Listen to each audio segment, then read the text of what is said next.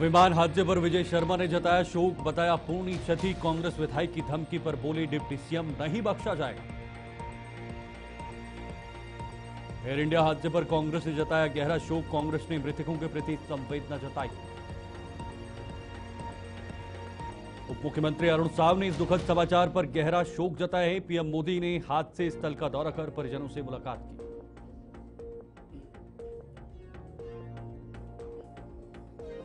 नमस्कार, खबर छत्तीसगढ़ में आपका बहुत बहुत स्वागत है और मैं हूं आपके साथ शीतल शर्मा। बुलेटिन की शुरुआत करेंगे। अहमदाबाद विमान हादसे पर छत्तीसगढ़ के उप मुख्यमंत्री विजय शर्मा ने गहरा शोक व्यक्त करते हुए उसे अपूर्णीय क्षति बताया है और मृतकों के परिजनों के लिए ईश्वर से संबल की प्रार्थना की है। उन्होंने कांग्रेस विधायक की गोली मारने की धमकी की निंदा करते हुए सख्त कार्रवाई की चेतावनी दी है। पुलिस विभाग में 6 दिवसीय कार्य व्यवस्था लागू करने की जानकारी दी और अन्य विभागों में भी इसे लागू करने की सिफारिश की है। कांग्रेस की संगठनात्मक नियुक्तियों पर सवाल उठाते हुए उन्होंने राहुल गांधी पर स्थानीय नेतृत्व की अपेक्षा कर आरोप लगाया और कहा कि पार्टी नेतृत्व छत्तीसगढ़ की कमान अपने हाथों में ले लेना चाहता है। ये देखना है कि और क्या क्या चीज छीन लिया जाए। ये अवसर तो ठीक है, राहुल गांधी जी और क्या क्या चीज छीन लेंगे इनका ये समझना पड़ेगा। दुख का विषय है, छत्तीसगढ़ में बहुत से 3000 परिवारों के दुख का विषय है। इनको मालूम था कि बीएड वालों को अगर इस दिनांक से पहले नियुक्ति दे दी जाएगी तो इनकी नौकरी खतरे में नहीं पड़ेगी। आज उस सिर्फ राहुल गांधी आ रहे हैं करके उनको बाद में नियुक्ति दी गई और सब के सब 3000 लगभग लोगों के नौकरी परेशानी में पड़ी। आज माननीय विष्णुदेव साय जी ने उनको सहेजा है, उनको ठीक किया है, परंतु अभी वो कमतर पद पर काम करने के लिए तैयार हुए। कहाँ बड़े बड़े पदों को छोड़कर आकर के वहाँ काम कर रहे थे, वो कमतर पद पर उनको काम कर सिर्फ राहुल गांधी जी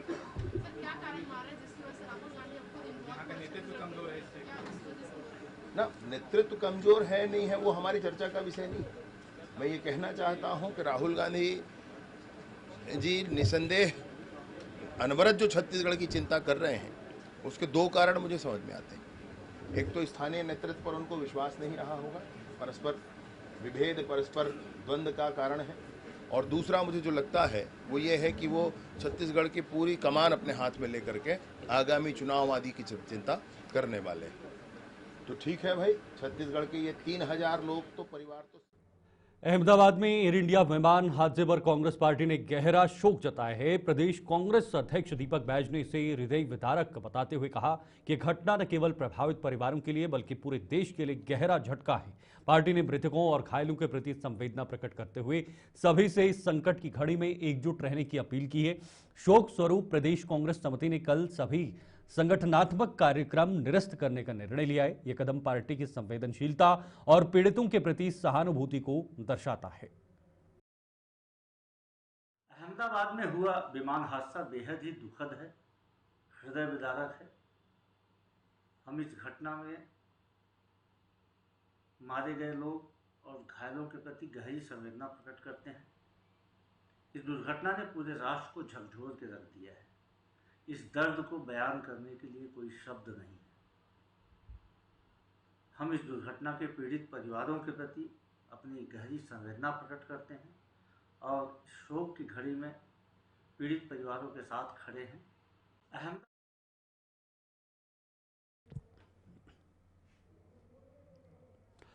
पूर्व मुख्यमंत्री और बीजेपी के वरिष्ठ नेता विजय रूपाणी के विमान हादसे में निधन पर उप मुख्यमंत्री अरुण साव ने गहरा शोक व्यक्त करते हुए इसे राजनीतिक और सामाजिक क्षेत्र की अपूर्णीय क्षति बताया है। प्रधानमंत्री मोदी ने हादसे स्थल का दौरा कर शोक संतप्त परिजनों से मुलाकात की और हर संभव सहायता का आश्वासन दिया है। अरुण साव ने कांग्रेस से अपील की कि जांच रिपोर्ट आने तक संयम और धैर्य बनाए रखें तथा किसी भी प्रकार की जल्दबाजी या आरोप प्रत्यारोप से बचें। उन्होंने कहा कि संवेदनशील समय में एकजुटता और विवेकपूर्ण रवैया ही समाज और लोकतंत्र के हित में होगा। इस घटना में देहांत हुआ। अहमदाबाद में बहुत ही हृदय विदारक और दर्दनाक घटना हुई है। एयर इंडिया की विमान क्रैश हुआ है और ये बहुत बड़ी क्षति देश को हुई है। और जिस तत्परता से प्रशासन ने कार्यवाही की है देश के गृह मंत्री आदरणीय अमित शाह जी स्वयं कल ही तुरंत पहुंच गए थे। आज प्रधानमंत्री माननीय नरेंद्र मोदी जी वहां गए हैं और न केवल घायलों से मिले हैं, घटनास्थल का भी अवलोकन किया है, उच्च स्तरीय बैठक भी उन्होंने की है। तो सरकार पूरी संवेदनशीलता से इस विषय पर काम कर रही है। पर ये सही है कि बहुत बड़ी क्षति देश को हुई है और हम सब दुखी हैं, स्तब्ध हैं इस बड़ी घटना से। ईश्वर दिवंगत आत्मा को शांति प्रदान करे और पीड़ित परिवार को इस दुख को सहन करने की शक्ति प्रदान करे। देश पूरा उनके साथ। आगे बढ़ेंगे। धमतरी कलेक्टर अविनाश मिश्रा ने शिक्षा विभाग की समीक्षा बैठक में बोर्ड परीक्षाओं में कमजोर परिणाम देने वाले स्कूलों के प्राचार्यों को चेताया है और सुधार की दिशा में ठोस कदम उठाने के निर्देश दिए हैं।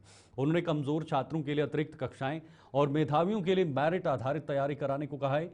16 जून को शाला प्रवेशोत्सव के लिए सभी तैयारियां पूर्ण करने के निर्देश भी दिए हैं। कलेक्टर ने हायर सेकेंडरी स्कूलों के लिए स्वच्छता, प्लांटेशन, शौचालय आदि मापदंडों पर आधारित प्रतिस्पर्धा की घोषणा की है, जिसमें श्रेष्ठ स्कूलों को नकद पुरस्कार दिया जाए। सीओ रोमा श्रीवास्तव ने परिणाम सुधार हेतु रचनात्मक गतिविधियों पर बल दिया है।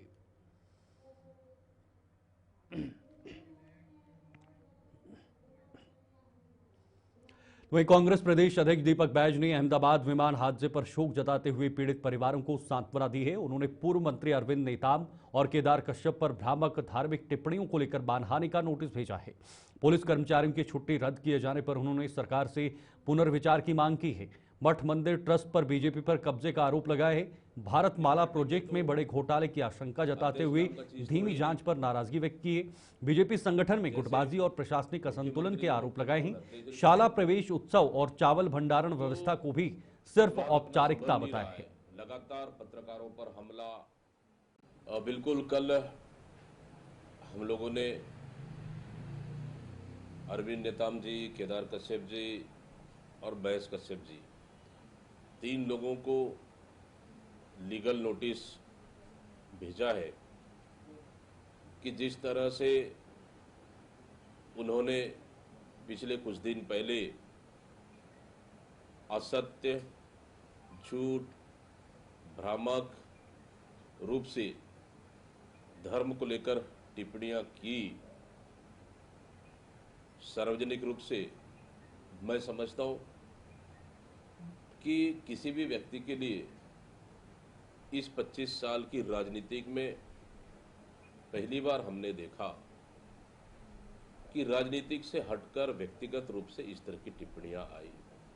तो कहीं ना कहीं इससे आहत हुई है और इसलिए मैंने कहा भी कि या फिर आप साक्ष्य प्रस्तुत करें या सार्वजनिक रूप से माफी मांग लें। इधर राजधानी रायपुर के गुडजारी थाना क्षेत्र में एक सुनसान मकान से शादी समारोह में गए परिवार के घर से चोरों ने 11.51 लाख रुपए के जेवरात व नकदी चुरा लिए। घटना की सूचना पर पुलिस ने त्वरित कार्रवाई करते हुए महज 2 घंटे में जांच शुरू की और सीसीटीवी फुटेज की मदद से नाबालिग आरोपी को गिरफ्तार कर लिया है। चोरी की गई संपत्ति भी बरामद कर ली गई। पुलिस की तत्परता से न सिर्फ अपराधी को पकड़ा गया बल्कि नागरिकों को भी सतर्क रहने का संदेश मिला है। मामला कानून की संबंधित धाराओं में दर्ज किया गया है।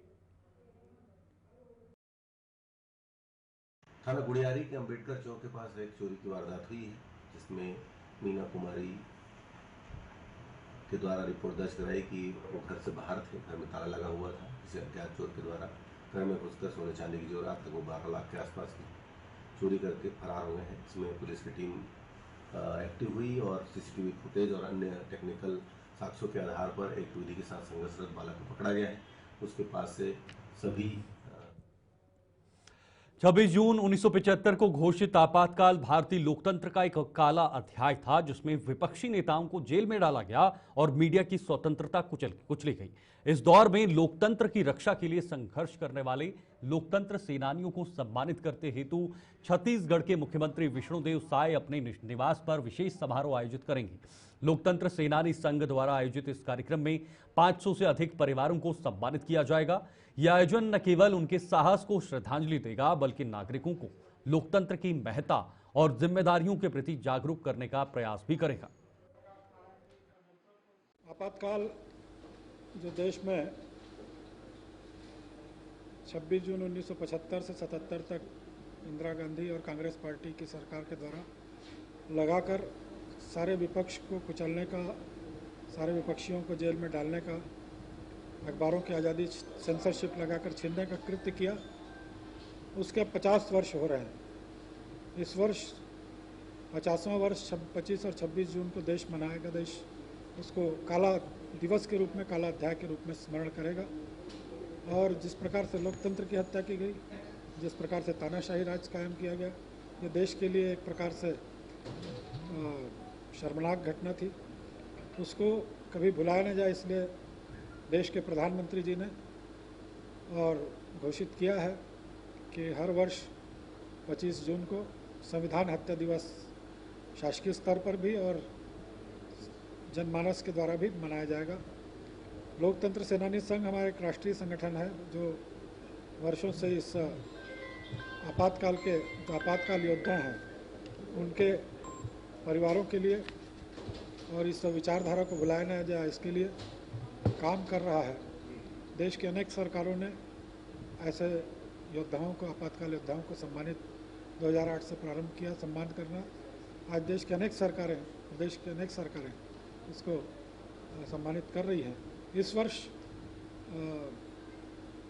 आपातकाल का काला दिवस का 50वां वर्ष लोकतंत्र सेनानी संघ के द्वारा इसको समाज जीवन में ले जाने का हमने पहल की है।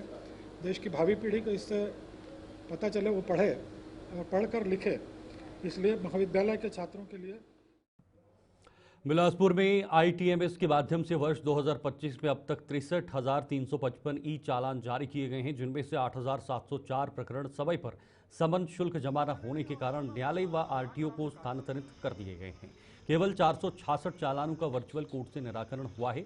समय पर भुगतान न करने पर वाहन चालकों के लाइसेंस निलंबन और वाहनों की जब्ती की कार्रवाई शुरू कर दी गई है।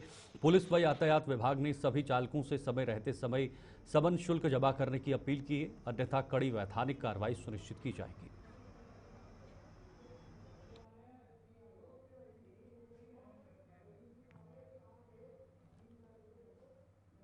खबर छत्तीसगढ़ में फिलहाल के लिए इतना ही। वक्त एक छोटे से ब्रेक का है। ब्रेक के बाद भी खबरों का सिलसिला जारी है। आप बने रहिए गुलिस्तान न्यूज के साथ।